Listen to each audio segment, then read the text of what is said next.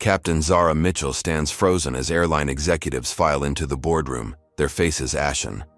Behind her, screens display company-wide emails exposing decades of racial discrimination. "You asked me to wait outside," she says calmly. "Now watch as your entire airline crumbles from within." Before we dive into this powerful story, let me know where you're watching from in the comments. If this kind of story about overcoming injustice speaks to you, hit that like button and subscribe for more real stories about people fighting back against discrimination. Now let's go back to the beginning and discover how Captain Zara Mitchell went from being told to wait outside to bringing an entire airline company to its knees. 8-year-old Zara Mitchell stood at the airport observation deck, her small hands pressed against the glass as she watched planes take off into the endless blue sky. Her grandfather, retired Air Force Colonel William Mitchell, placed his weathered hand on her shoulder.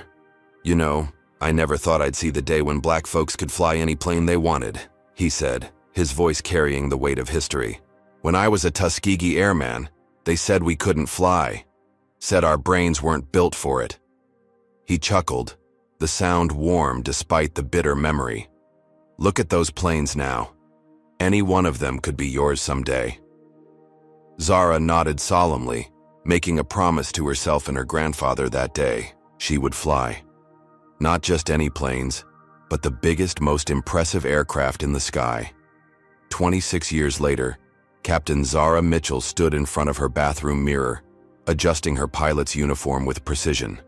The 4 gold stripes on her sleeves caught the light, symbols of the rank she had earned through years of dedication, sacrifice, and excellence. At 34, she was one of the youngest captains at Atlantic Skyways, one of America's largest commercial airlines.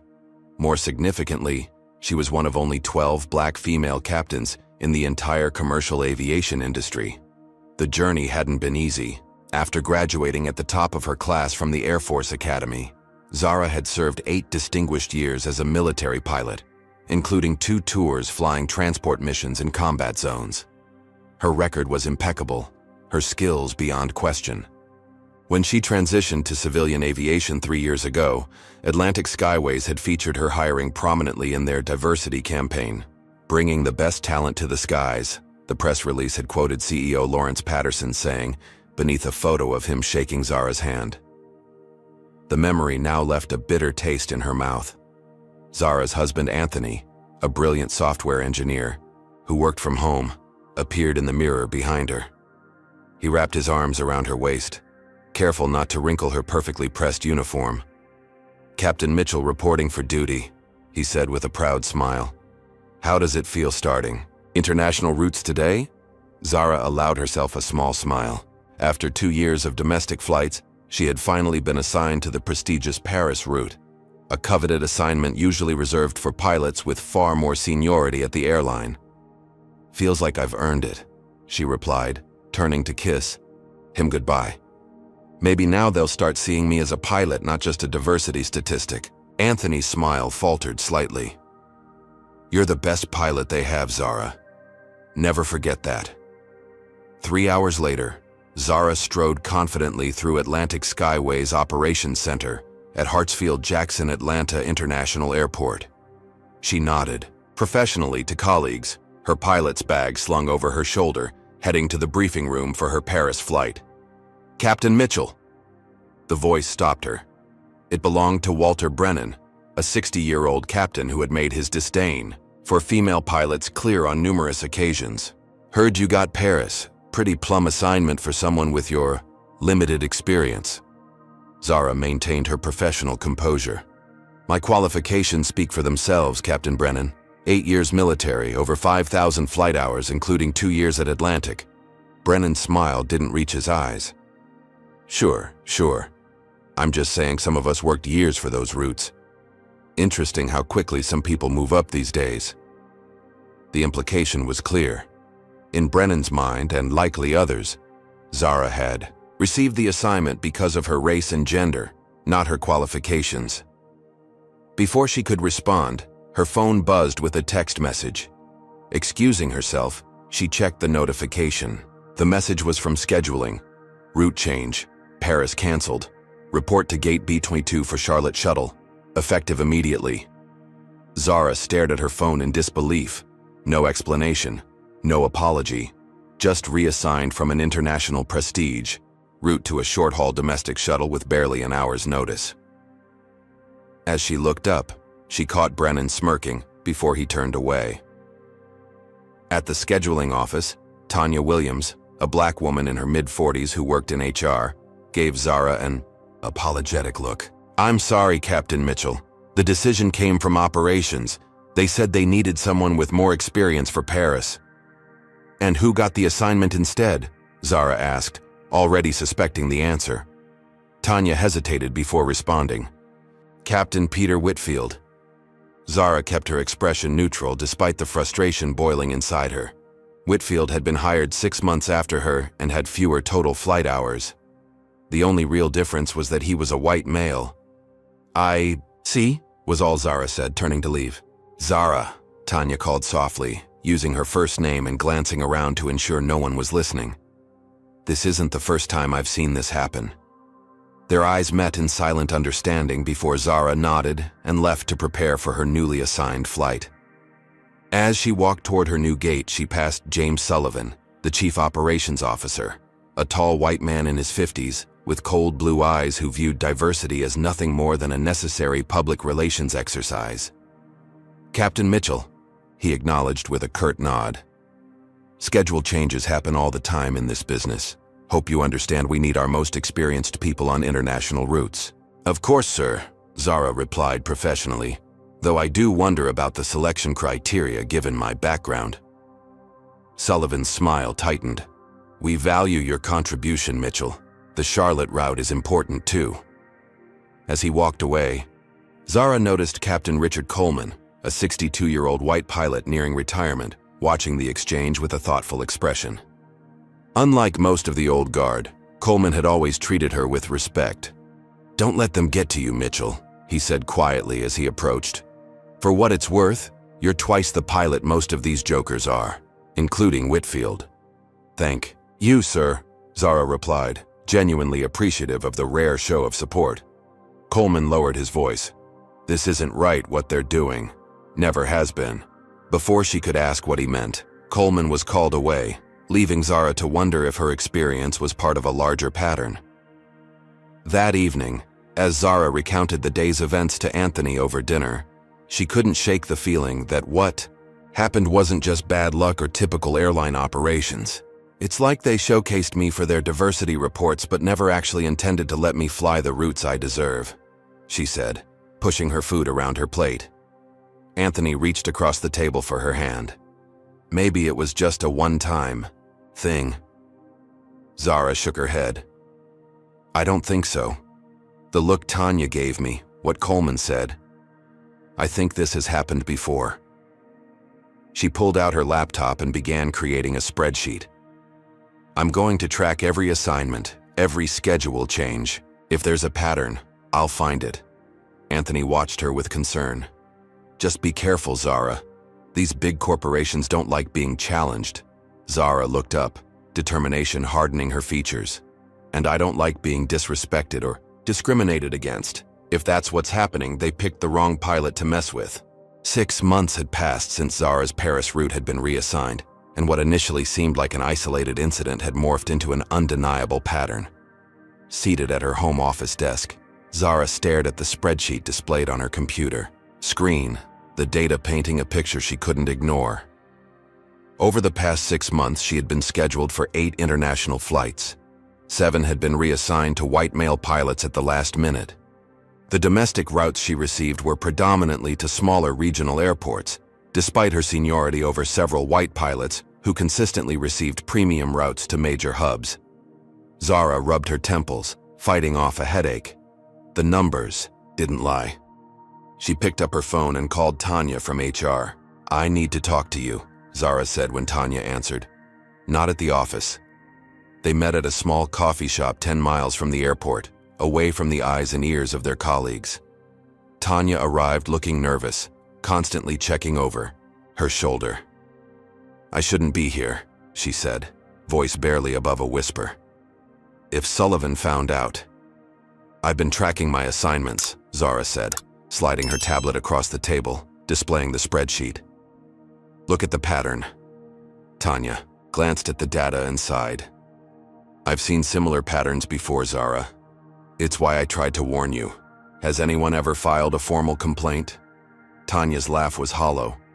3 times in the 5 years I've been in HR, all 3 employees were eventually pushed out. Sudden performance issues, schedule changes that made their lives impossible, or they were just worn down until they quit. That's illegal, Zara stated flatly. It's also nearly impossible to prove, Tanya countered. Atlantic Skyways has very good lawyers and they're careful. There's always a plausible explanation for every decision. The next day, Zara requested a meeting with her direct supervisor, Brad Thompson, a former pilot now working in operations management. When she entered his office, she found him reviewing flight logs with a disinterested expression. Captain Mitchell, he greeted without looking up. What can I do for you? I'd like to discuss my route assignments, Zara said, taking a seat across from him. Brad finally looked up, annoyance flashing across his face. What about them? I've noticed a pattern of being removed from international routes and assigned primarily to smaller regional airports, despite my seniority and qualifications. Brad leaned back in his chair. Route assignments are based on numerous factors, Mitchell. Seniority is just one consideration. And what are the others? Zara pressed. Because based on experience, flight hours, and performance reviews, I should be flying premium routes regularly. Look, Brad said, his tone condescending. This is how the airline business works. Everyone pays their dues. Maybe you're just being a bit sensitive about this.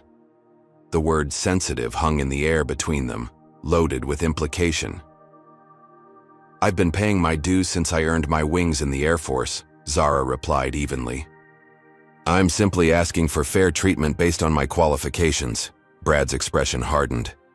Are you suggesting there's some kind of discrimination happening, Mitchell? Because that's a serious accusation. I'm asking for clarity on how assignments are determined, Zara said carefully. Because the current pattern doesn't align with any merit-based system I can identify. Noted, Brad said dismissively. Is there anything else? Zara left the meeting feeling frustrated but more determined than ever. In the pilot's lounge later that day, she noticed how conversations quieted when she entered, only to resume once she passed. She'd grown accustomed to the subtle exclusion, but now she was more attuned to it.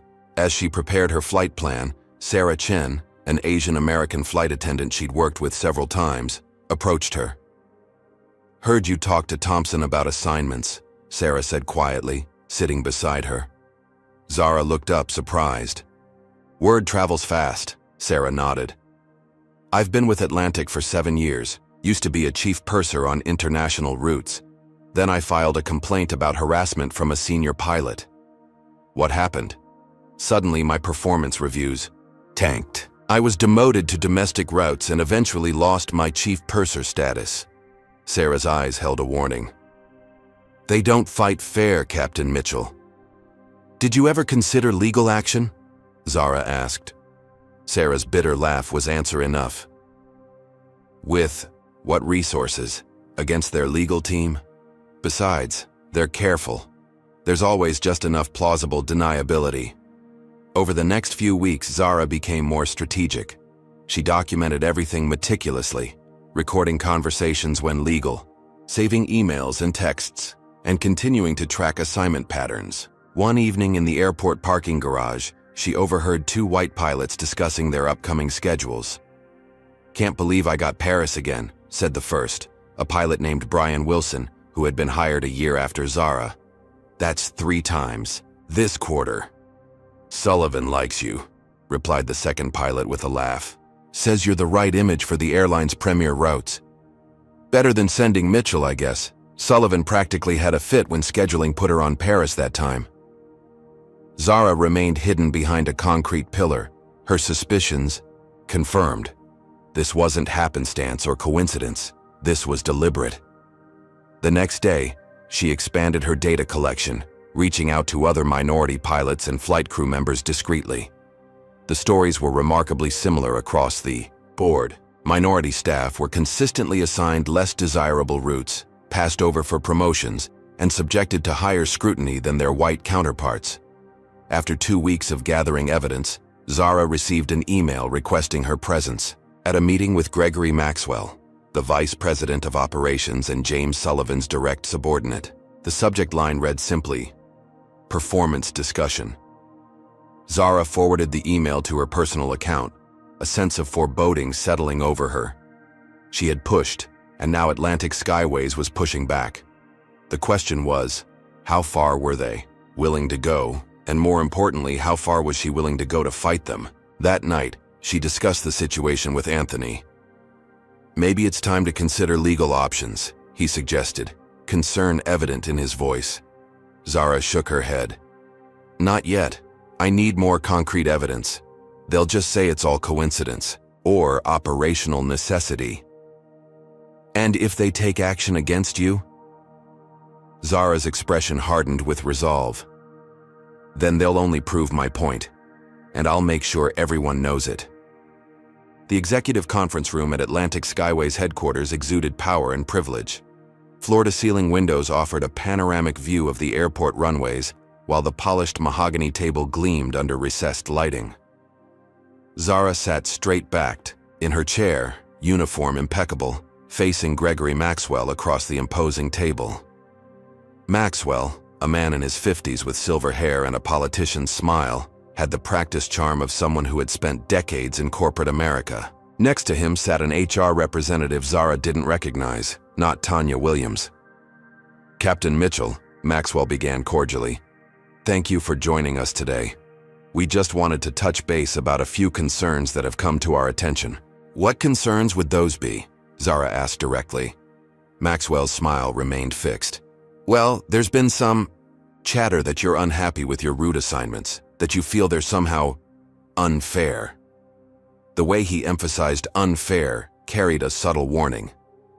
"I've been gathering data on route assignments across our pilot roster," Zara replied evenly, placing a folder on the table. "The patterns are concerning." Maxwell didn't touch the folder. "Routes are assigned based on complex operational factors, Captain Mitchell. It's not as simple as seniority or flight hours." "I'm aware of the complexity," Zara countered. "I'm also aware that white male pilots with less experience and lower seniority than me consistently receive premium routes, while I'm routinely reassigned to less desirable ones." The HR representative scribbled something in her notepad, as Maxwell's smile tightened fractionally. "That's a serious implication, Captain. Are you formally alleging discrimination?" It was a trap, and Zara knew it. A formal allegation would trigger a process entirely controlled by the company, likely designed to dismiss her concerns while documenting her as a troublemaker. "I'm presenting data and asking for transparency," Zara replied carefully. "These assignment patterns affect not just me, but other minority pilots as well." Maxwell leaned forward, his tone shifting to one of concern. "Zara, may I call you Zara? I understand the pressures of being a pilot. It's a stressful position, especially for someone still relatively new to commercial aviation." The patronizing tone made Zara's jaw tighten, but she maintained her composure. "My military experience more than compensates for my time in commercial aviation, and my performance reviews have been exemplary," she stated. "This isn't about stress or capability." Of course," Maxwell backpedaled smoothly. "I'm simply suggesting that perhaps you're misinterpreting the data, seeing patterns where there are simply standard operational decisions." Zara pushed the folder closer to him. "The numbers speak for themselves. In the past 6 months, I've been removed from international routes 7 times, always in favor of white male pilots with less experience. My domestic routes are predominantly to smaller airports, despite my seniority over several pilots who consistently receive major hub routes." Maxwell finally picked up the folder, glancing at it dismissively before closing it again. "I appreciate your thoroughness, Captain Mitchell, but I think you're missing the broader operational context. Flying is a complex business with many variables." "Then enlighten me," Zara challenged. "What variables justify these specific patterns?" The HR representative cleared her throat. "Captain Mitchell, we value diversity at Atlantic Skyways.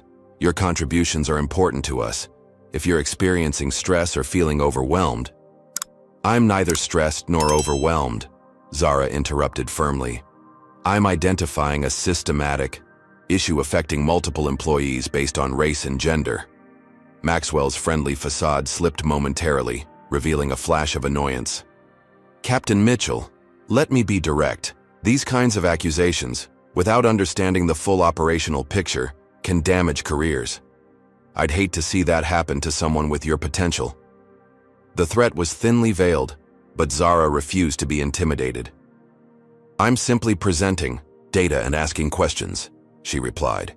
If Atlantic Skyways values diversity as claimed, then examining these patterns should be a priority, not a threat.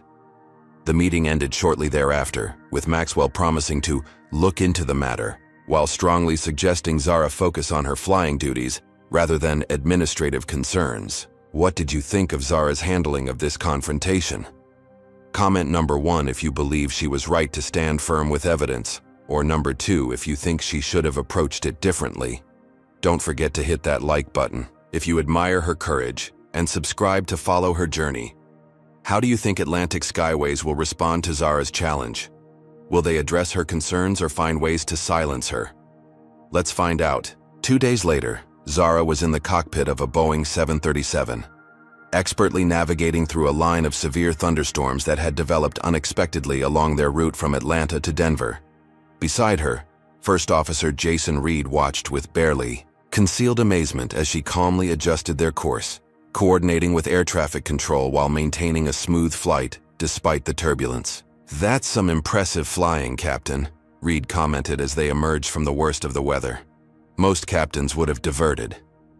The corridor to the north was navigable, Zara replied, eyes still scanning her instruments.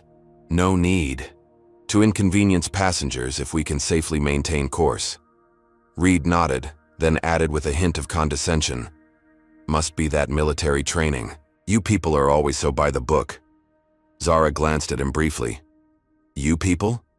Reed flushed slightly. Military pilots, I mean. Always so precise.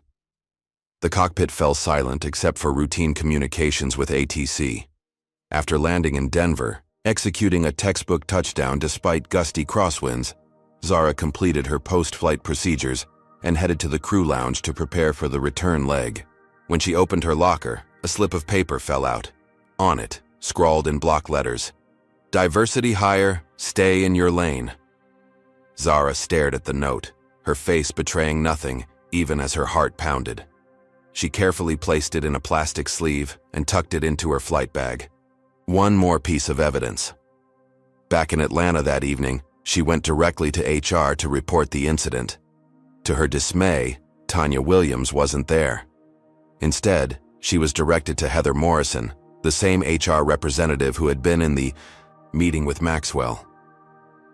This is concerning, of course, Heather said without much conviction after Zara showed her the note. But unfortunately, without knowing who placed it there. There are security cameras in the crew areas, Zara pointed out, which would require a formal security investigation, Heather replied. For a note that, while inappropriate, doesn't, contain explicit threats. It's a clear instance of racial harassment, Zara insisted. Heather's smile was placating. We take these matters seriously, Captain Mitchell, but we need to follow protocol. I'll file a report, but without witnesses or clear evidence of who left the note, there's limited action we can take.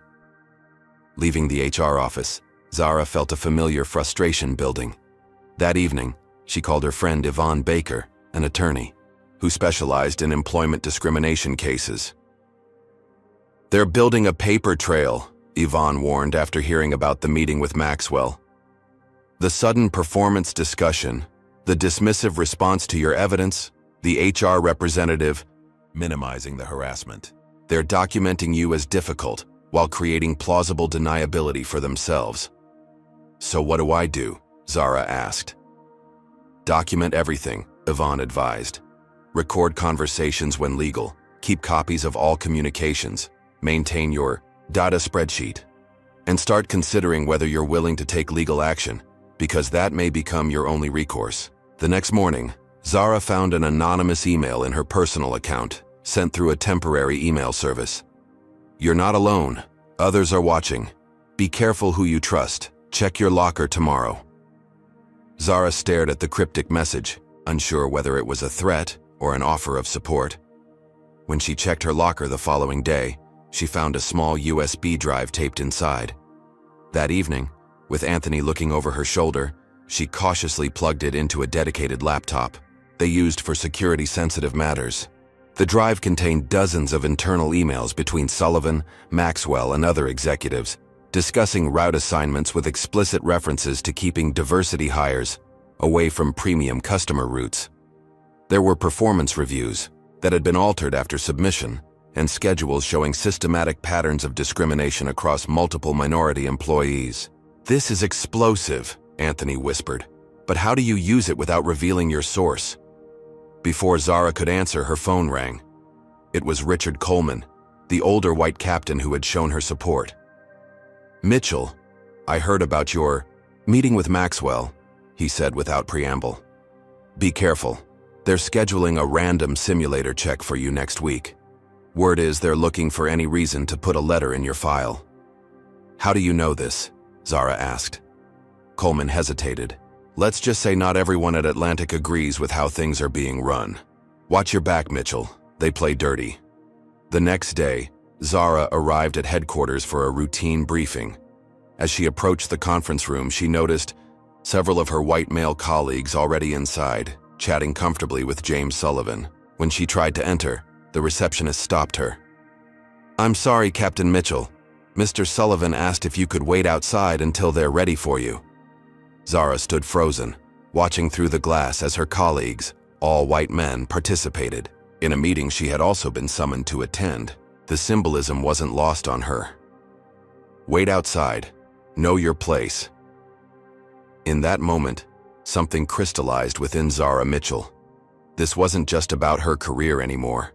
This was about justice, about challenging a system designed to exclude people like her regardless of their qualifications or contributions.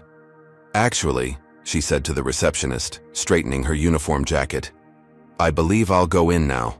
I was invited to this meeting after all."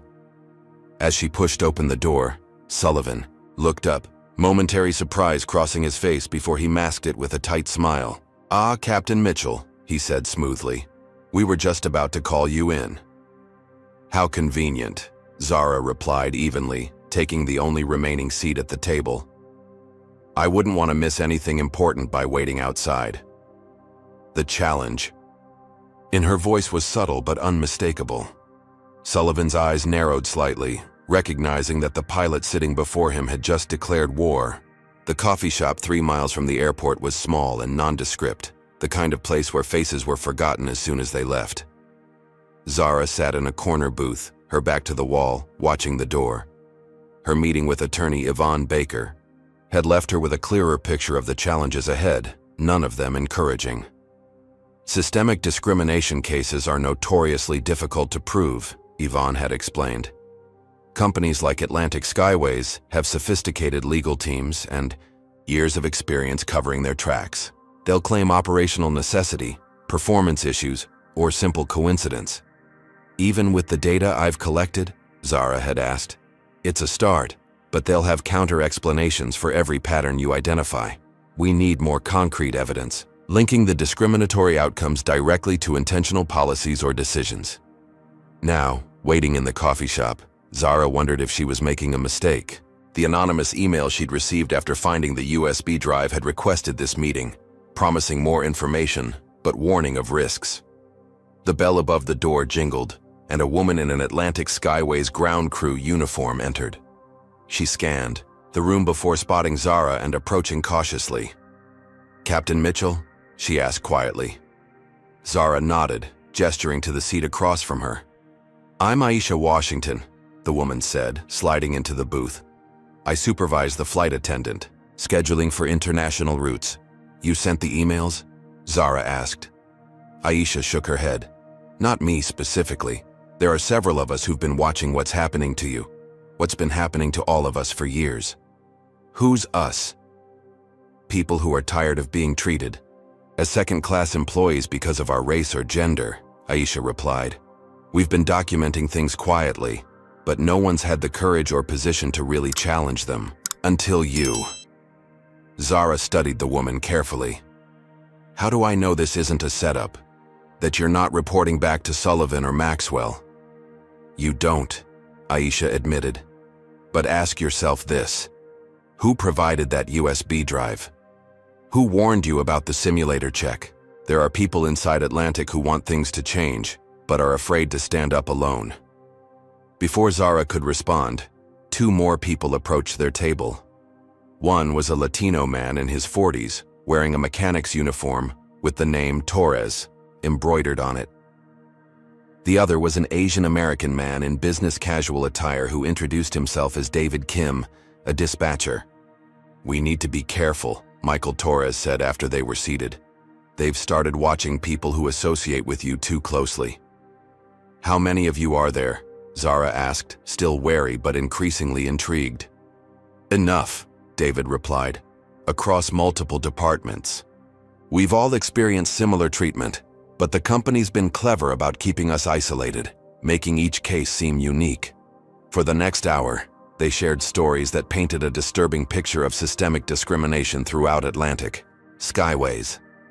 Michael Torres, despite an impeccable record as a maintenance supervisor, had been passed over for promotion 5 times in favor of less qualified white colleagues.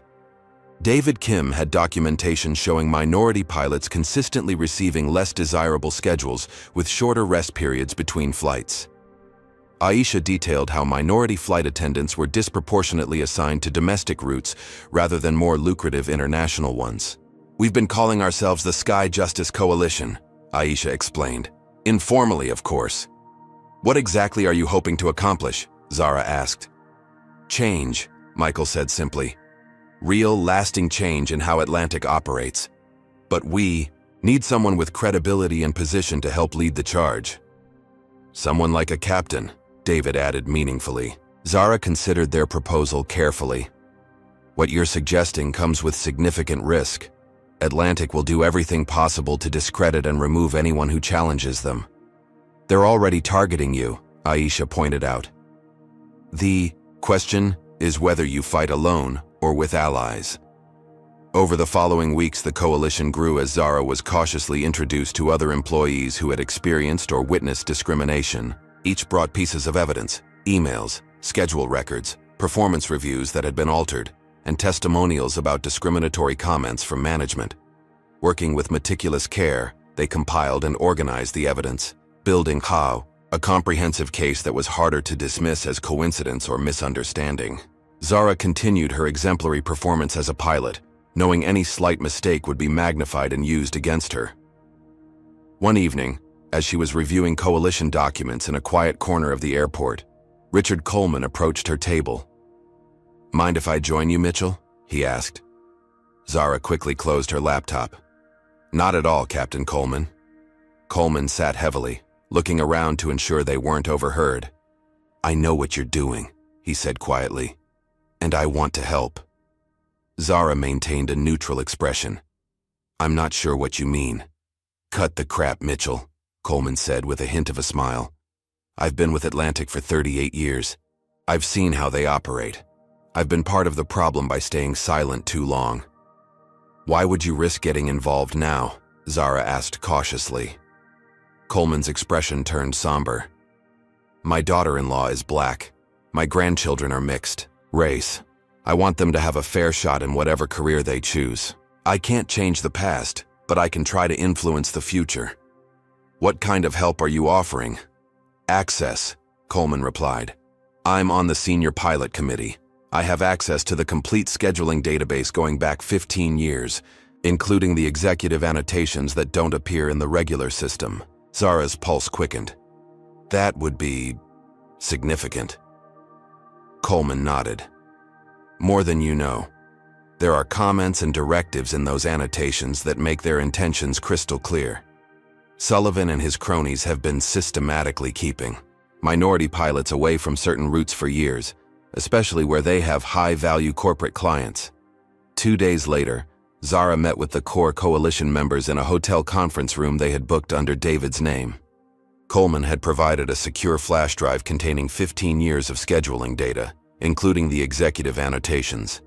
David, who had a background in data analysis before becoming a dispatcher, presented his findings to the stunned group.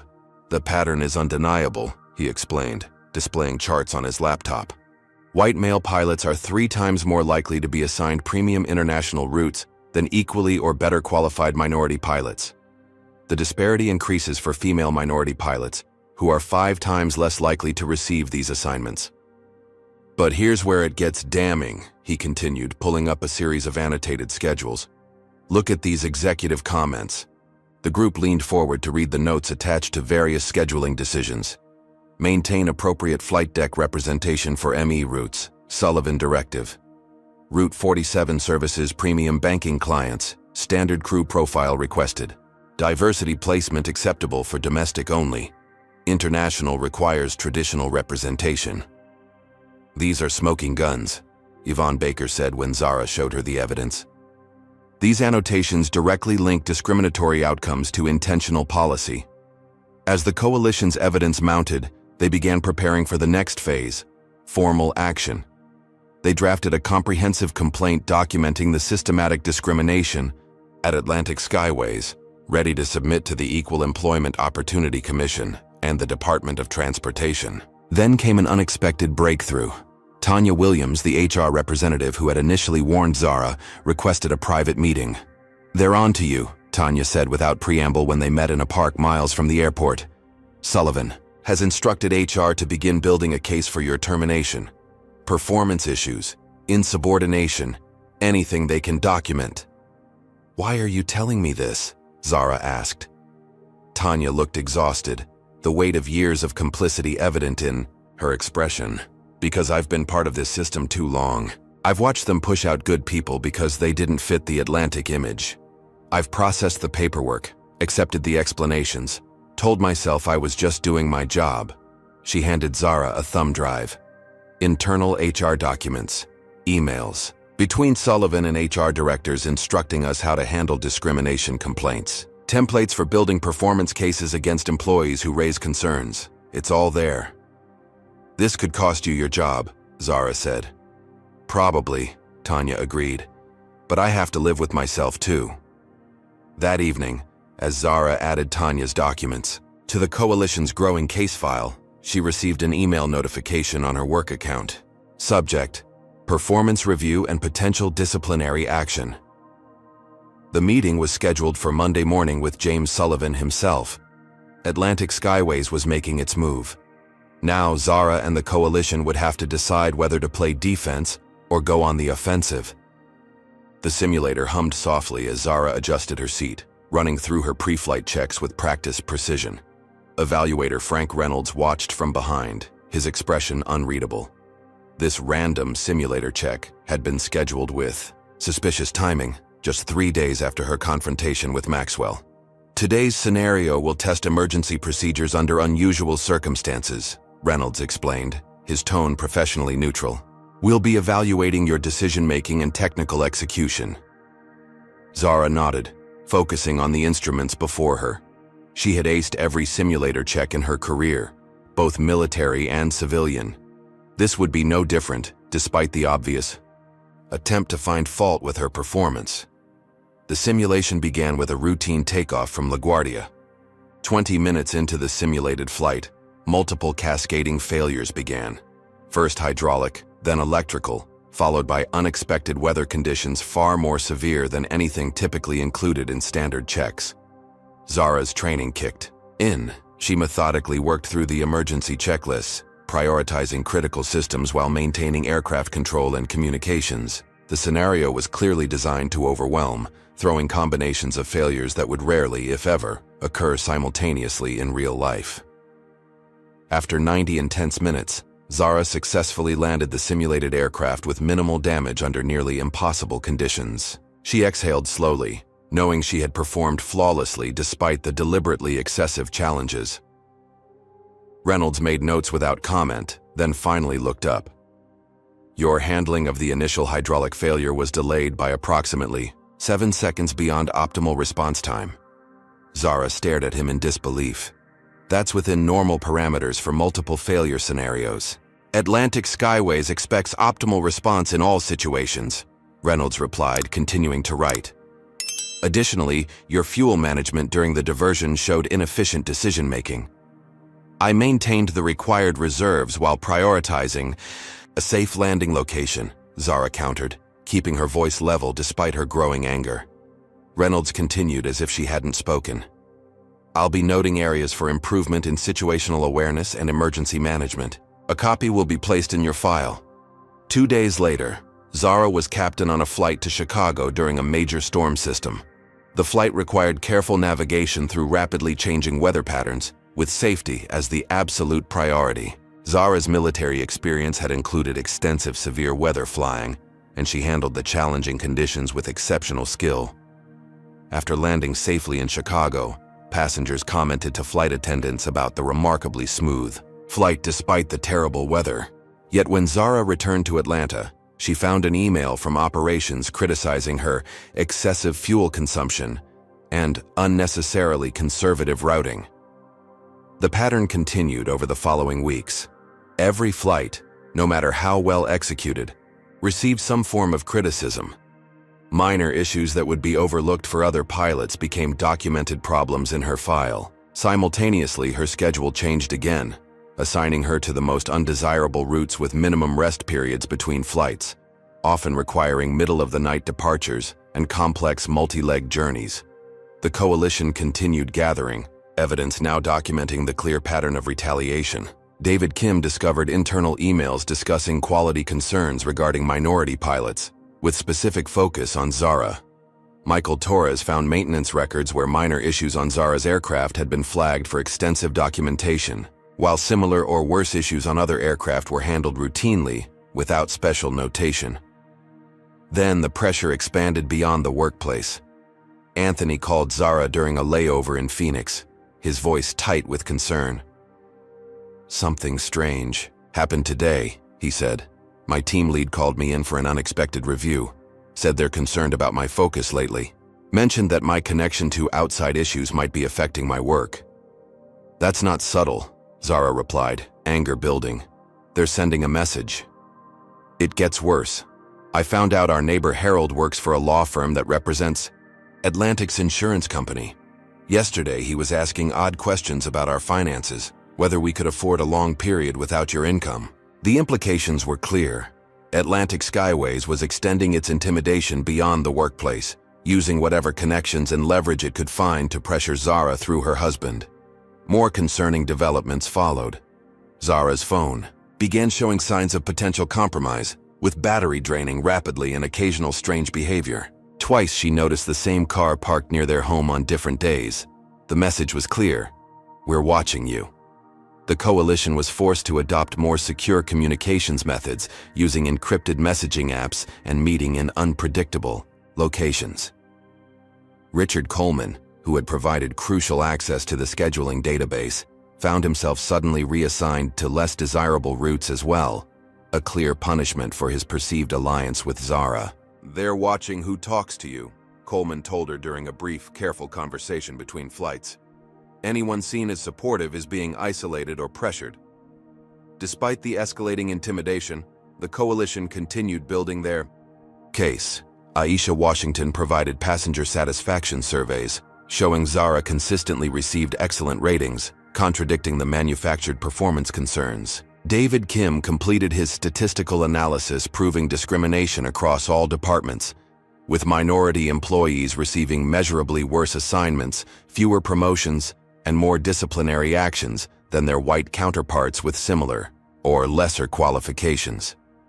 Then came the most blatant attack yet.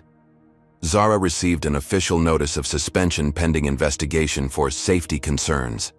The allegations were vague, referring to patterns of judgment issues and concerns raised by multiple sources. Her security access was temporarily revoked, and she was instructed to surrender her company ID. That evening, a somber emergency meeting of the coalition took place at Yvonne Baker's law office. This is textbook retaliation, Yvonne explained. They're creating a paper trail to justify termination while trying to isolate you from potential allies and evidence. They've put me on unpaid leave, Zara said, the financial implications settling in. We have savings, but not indefinitely. Anthony took her hand. We'll manage. This is too important to back down now. The question is timing, Michael Torres said. Do we file our complaint now, or continue gathering evidence while they think they're winning? The coalition debated strategy late into the night. Filing immediately would provide some protection against further retaliation, but might limit their ability to collect additional evidence. Waiting might allow for a stronger case but increase the risk to Zara's career and financial stability. As they discussed options, Zara received a text from an unknown number. Check your email, urgent. Her personal email contained a message with no text, only an attached audio file. When she played it for the group, they heard the unmistakable voice of James Sullivan speaking to several other executives. Mitchell has become a problem that needs to be permanently resolved. We've started the documentation process, but I want to accelerate it. Find whatever you need to in her record. If it's not there, create it. I want her license at risk, not just her job. We need to make an example of her so others understand the consequences of this kind of agitation. A second voice, recognizable as Gregory Maxwell. What about the others she's been meeting with? We have reports of at least 5 employees. Sullivan again. Once we finish with Mitchell, the others will fall in line or follow her out the door. No one challenges Atlantic Skyways and continues flying. No one. Yvonne Baker looked at the stunned faces around the table. That's your smoking gun. Clear evidence of intentional retaliation and conspiracy to fabricate performance issues. Who sent this? Anthony asked. Someone with access to executive meetings, Aisha surmised.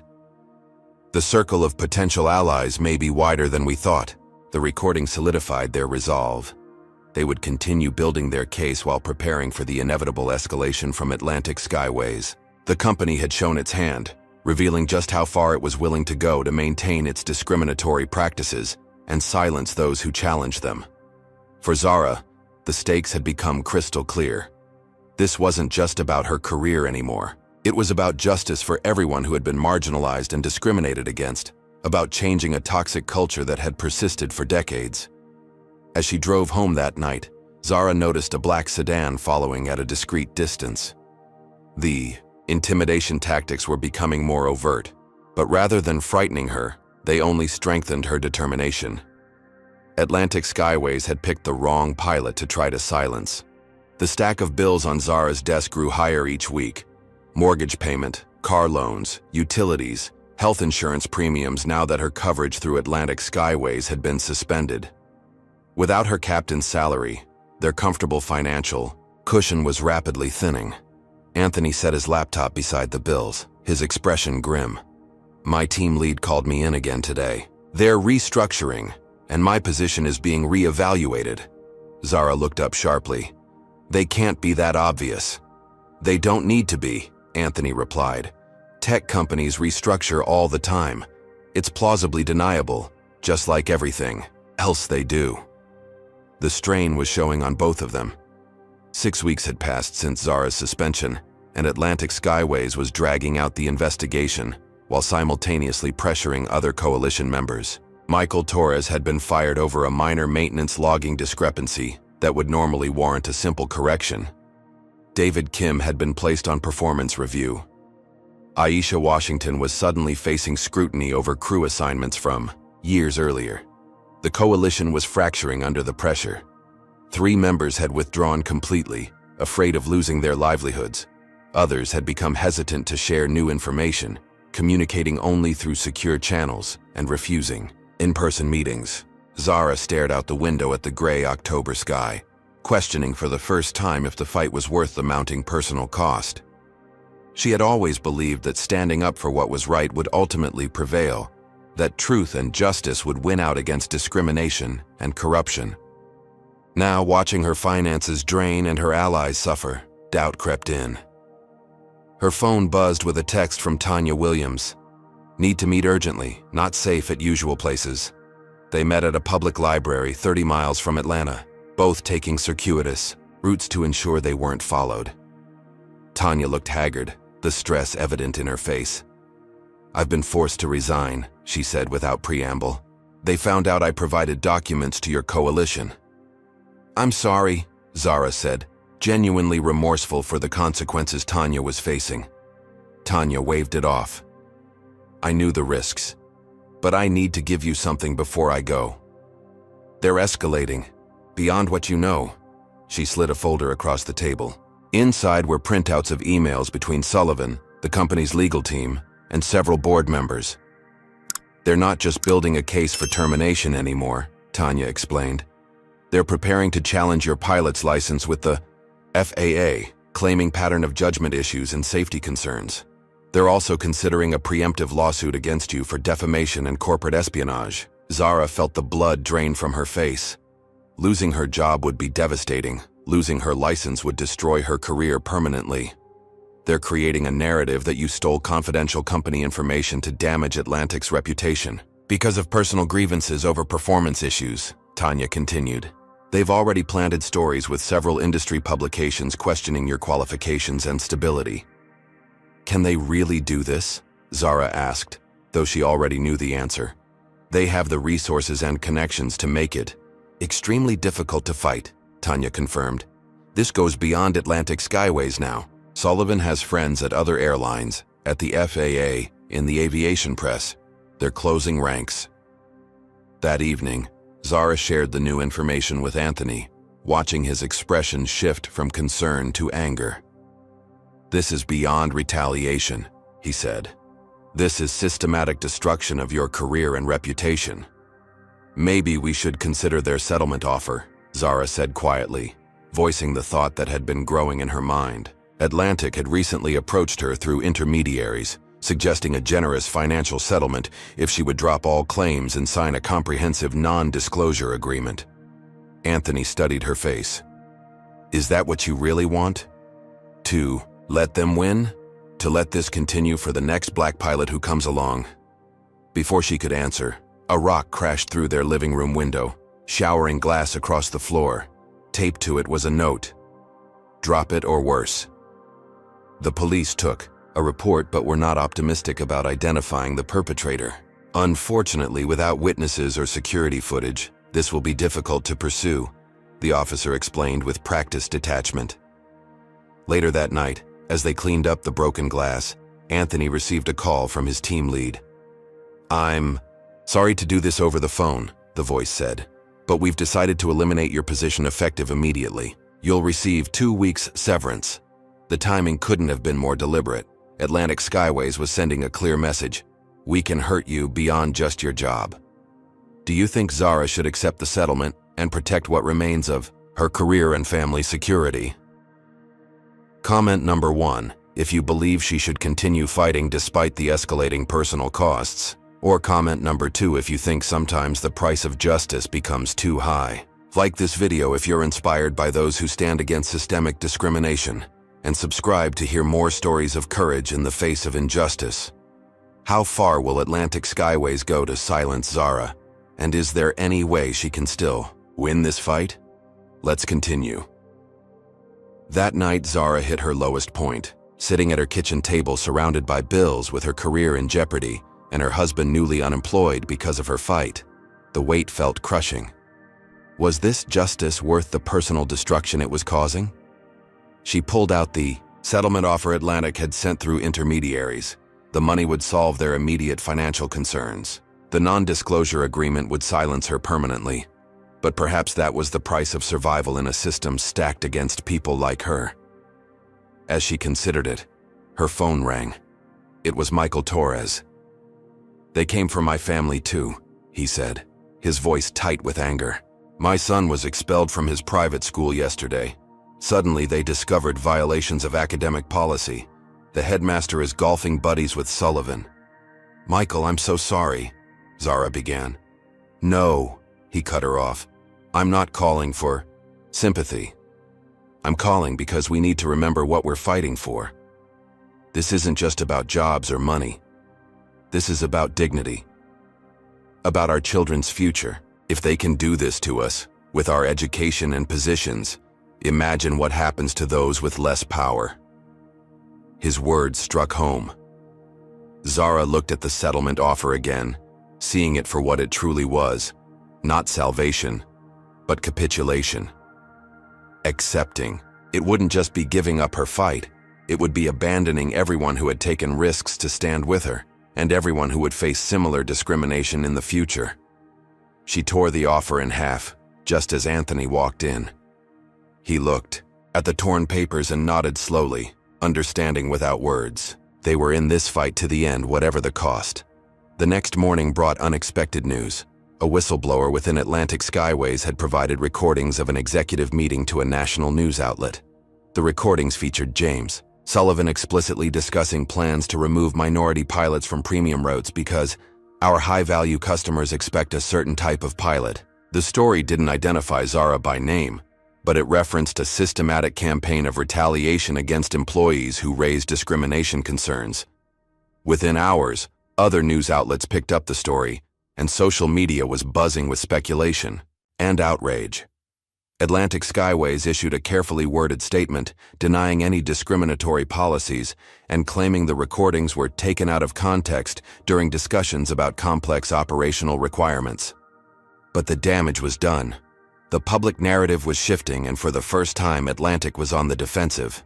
For Zara and the coalition, it was the first ray of hope in weeks. The external pressure created an opportunity to act more boldly. The question now was how best to leverage this moment to maximum effect. The conference room in Yvonne Baker's law office buzzed with cautious energy. For the first time in weeks, the core coalition members had gathered in person, drawn by the momentum shift created by the leaked recordings. Zara stood at the whiteboard, mapping out their strategy. Atlantic is vulnerable right now, she explained. The public exposure has created pressure points we can exploit, but we need to move decisively before they regain control of the narrative. Anthony, who had unexpectedly found a new role at a startup founded by a former colleague sympathetic to their cause, had helped the coalition secure technical resources they desperately needed. We've established secure communications channels and backup storage for all our evidence, he reported. Even if they manage to compromise one source, we have redundancies. Yvonne outlined the legal strategy. We're preparing simultaneous filings with the EEOC, the Department of Transportation, and the FAA. Each filing addresses different aspects of Atlantic's discriminatory practices and retaliation. Michael Torres, still unemployed, but more committed than ever, had been coordinating with former Atlantic employees. We've secured testimonials from 23 former employees who experienced or witnessed discrimination. They're willing to go on record now that the story has broken publicly. David Kim, who had been placed on leave but not yet terminated, had conducted a comprehensive statistical analysis. The data is undeniable, he explained, displaying charts on his laptop. Across every department, every route category, every promotion cycle, minority employees are systematically disadvantaged. The disparities are far beyond what could occur by chance. Aisha Washington had taken the biggest risk, still actively employed while gathering crucial evidence. I've pulled the passenger satisfaction surveys for all pilots over the past 5 years, she reported. Zara's ratings are consistently in the top 10%, directly contradicting their claims about performance issues.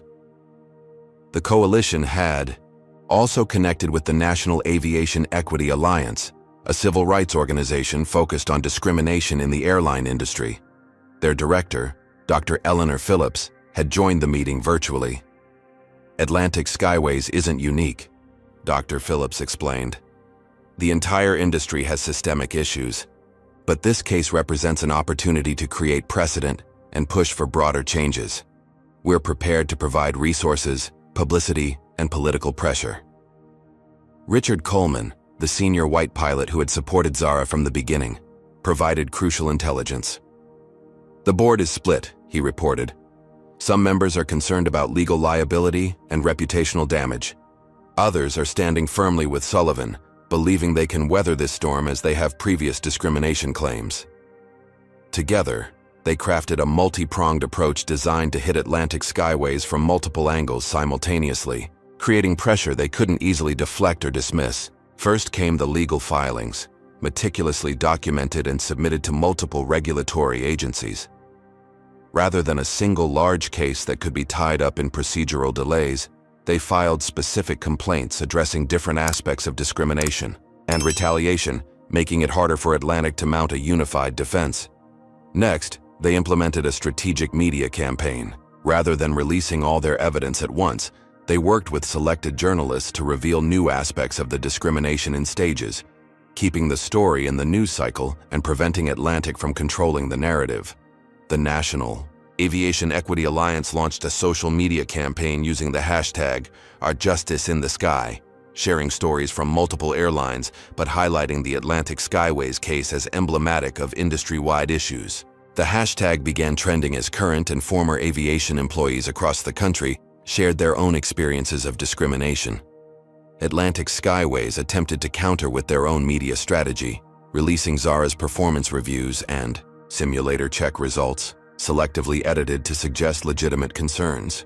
They planted stories questioning her qualifications and suggesting she was a disgruntled employee, manufacturing discrimination claims to cover for her own shortcomings. The coalition had anticipated this move.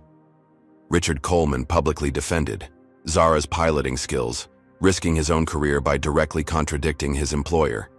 "In 38 years of flying, I've never seen a more skilled pilot than Zara Mitchell," he told aviation reporters.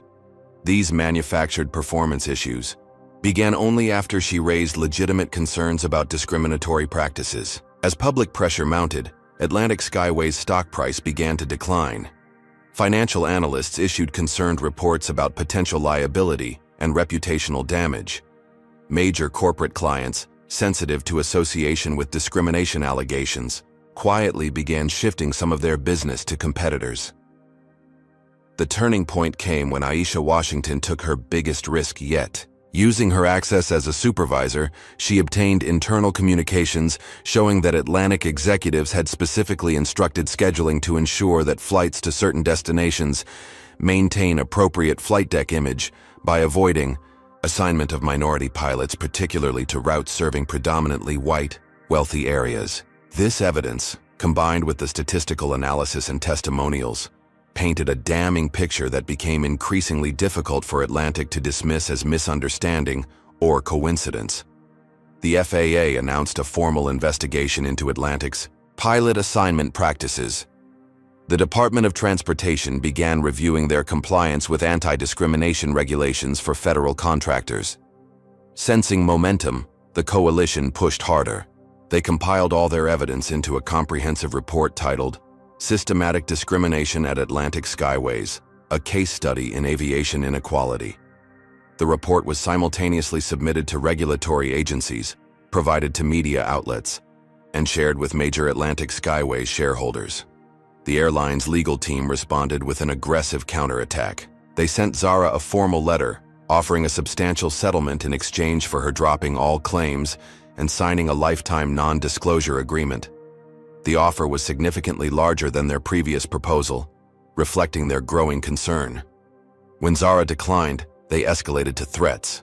Their attorneys warned that they were preparing a lawsuit against her for defamation, tortious interference with business relationships, and misappropriation of confidential information. They threatened to pursue not just Zara, but everyone who had assisted her, including Anthony and all coalition members.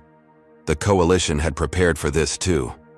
Yvonne Baker responded with a detailed letter outlining the extensive evidence of discrimination and retaliation, noting that truth is an absolute defense against defamation claims, and making it clear that any such lawsuit would only result in more damaging information becoming public through the discovery process. As the pressure continued to build, Atlantic Skyways' board of directors called an emergency meeting. The company was facing a multi-front crisis: regulatory investigations, media scrutiny, customer concerns, and shareholder unrest. Something had to give. The sleek conference room at Atlantic Skyways headquarters vibrated with tension. Around the polished mahogany table sat the board of directors, legal counsel, and key executives, including James Sullivan. The quarterly financial report displayed on the screen showed the impact of the growing scandal: stock down 18%, booking rates declining, corporate contracts under review.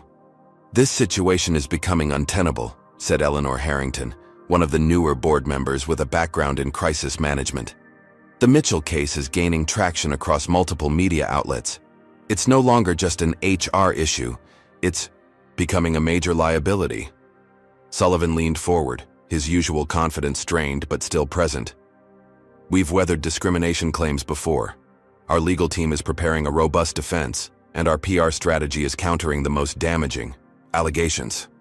The difference," Harrington responded sharply, "is that previous claims weren't supported by recordings of executives explicitly discussing discriminatory practices. They didn't have statistical evidence spanning 15 years. And they certainly didn't have the backing of civil rights organizations and industry whistleblowers." The general counsel cleared his throat. "I should inform the board that we've received notice of a formal FAA investigation into our pilot assignment practices. Additionally, 3 of our largest corporate clients have requested meetings to discuss the allegations before renewing their GAU contracts." A heavy silence fell over the room. For the first time, the full implications of the crisis were becoming clear to everyone present. This wasn't going to be resolved with the usual combination of legal maneuvering, PR spin, and waiting for public attention to move elsewhere. "What are our options?" asked the board chair. "We've offered Captain Mitchell a substantial settlement," Sullivan replied. "She's declined." "Perhaps," suggested another board member, "we should consider more fundamental changes to address the underlying issues rather than simply trying to silence one complainant." Sullivan's face hardened. "These allegations are overblown. Adjusting our scheduling to meet customer expectations isn't discrimination. It's good business." "Is it good business to be known as an airline that systematically excludes qualified pilots based on race?" Harrington challenged. "Is it good business to be under federal investigation? Is it good business to lose millions in market value because we can't adapt to modern expectations of fairness and equity?" Meanwhile, Zara was preparing for her most public move yet. After careful consideration, she had agreed to an exclusive television interview with a respected national news program. Sitting in the green room before the broadcast, she felt a surprising calm. The path to this moment had been arduous and costly, but she was clear about her purpose. "We're on in 5 minutes, Captain Mitchell," a production assistant informed her. The interview was comprehensive and powerful. Zara presented her evidence methodically, sharing her personal experiences while connecting them to the broader pattern of discrimination at Atlantic Skyways. She was neither angry nor emotional, but resolute and articulate, her military training evident in her composed demeanor. "This isn't about one pilot or one airline," she explained.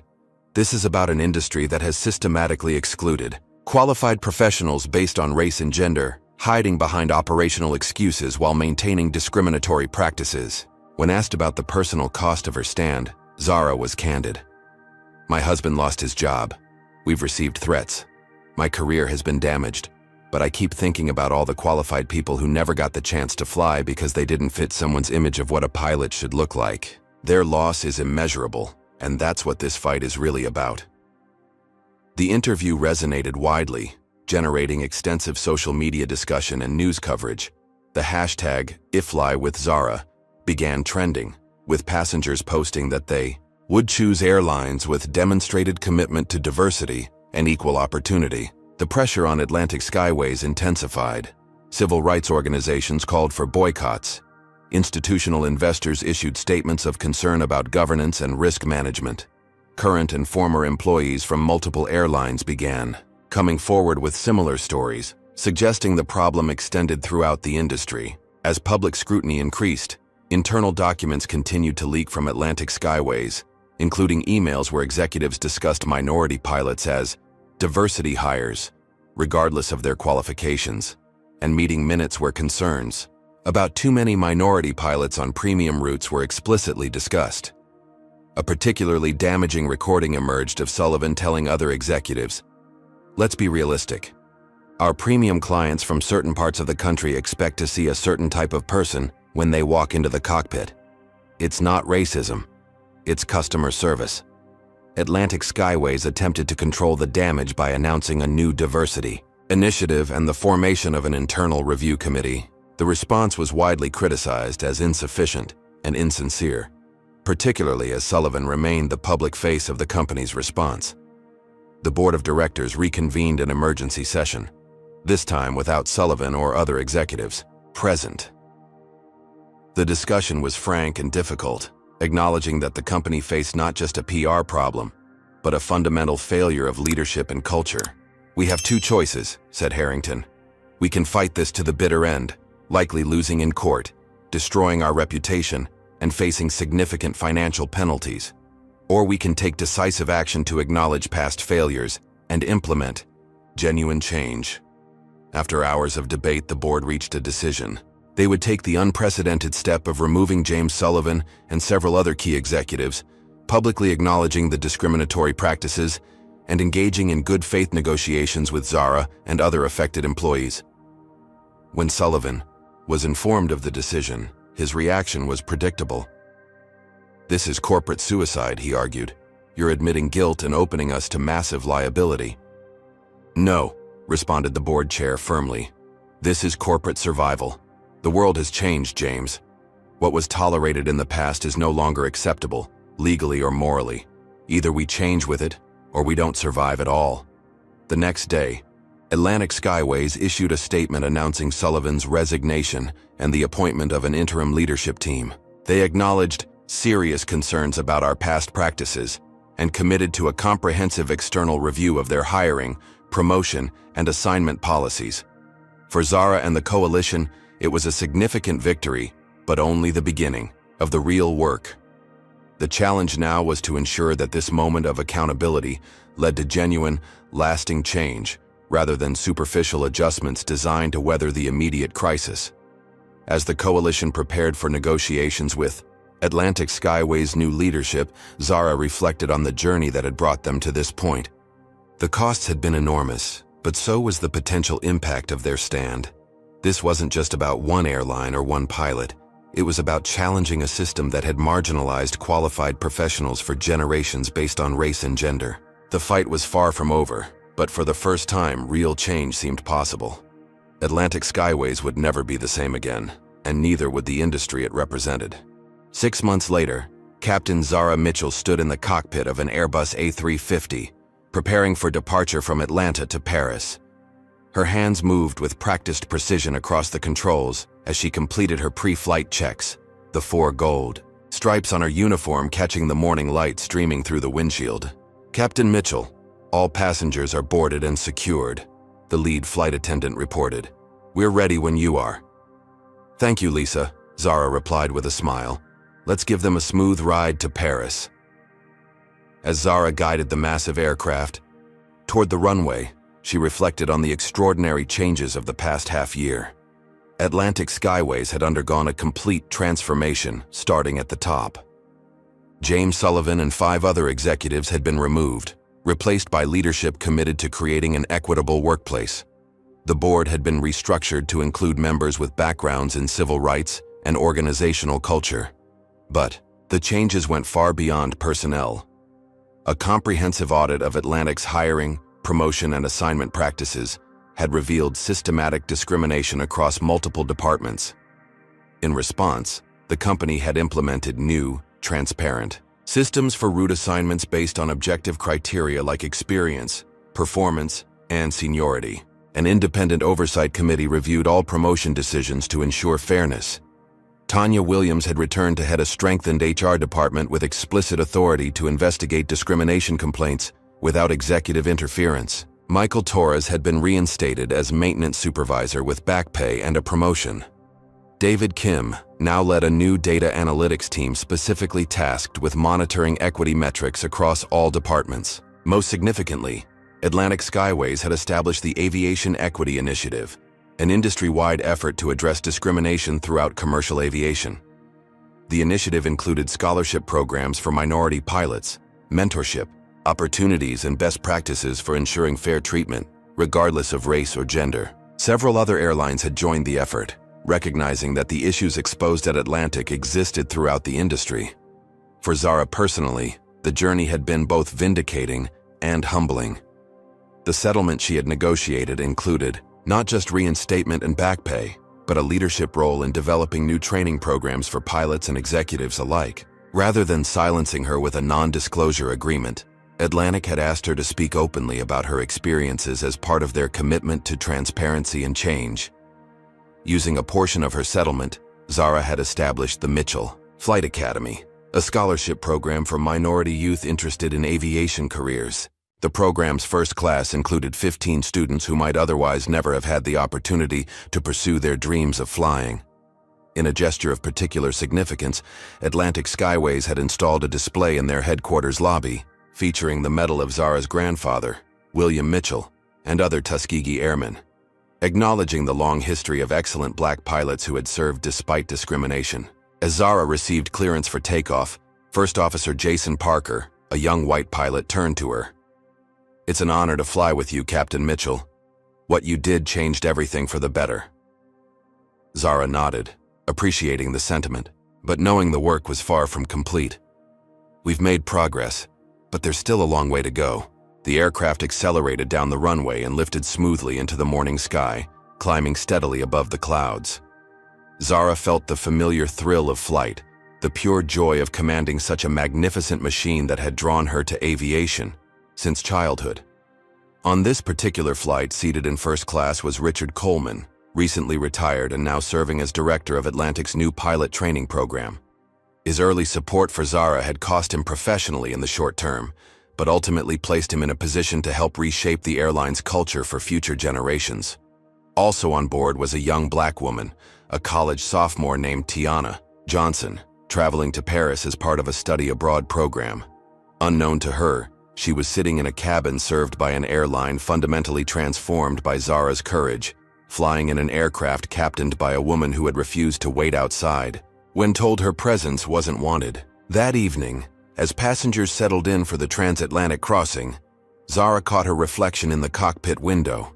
She thought about her grandfather and all the pilots who had come before her, fighting not just for the right to fly, but for the dignity of being judged by their skills rather than their skin color. She thought about the young people who would enter aviation in the years to come, facing fewer barriers because of the stands taken today. The journey had been difficult and costly, but necessary. Sometimes justice required more than patience. It required courage to challenge entrenched systems regardless of personal risk. Atlantic Skyways had asked her to wait outside, never expecting that she would instead walk boldly through the door and change the entire company from within. As the aircraft cruised smoothly at 39,000 feet, Zara allowed herself a small smile of satisfaction. The sky belonged to everyone with the skill and dedication to master it. And now, because she had refused to accept discrimination, a little more of that sky was open to all who deserved to fly. What do you think about Zara's journey and the transformation she helped create? Have you ever stood up against discrimination, even when it was difficult? Share your thoughts in the comments below. If this story of courage and persistence inspired you, please hit that like button and subscribe to our channel for more powerful stories of justice and transformation. Don't forget to share this video with someone who might need encouragement to stand up for what's right. Thank you for watching. And remember, sometimes the greatest changes begin when someone refuses to wait outside. Zara Mitchell's story teaches us that systemic change requires both courage and strategy. While discrimination thrives in silence, it cannot survive prolonged exposure.